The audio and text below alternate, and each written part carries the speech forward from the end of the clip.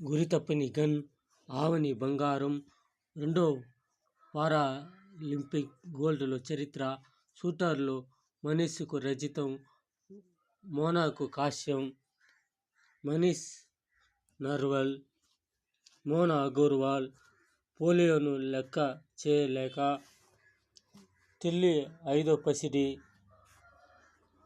మనుగడే ప్రశ్నార్థకమైతే, 100 మీటర్ల రేసులో ప్రీతి కంచుమాత, భారత్ ఖాతాలో ఒకే రోజు 4 పతకాలు.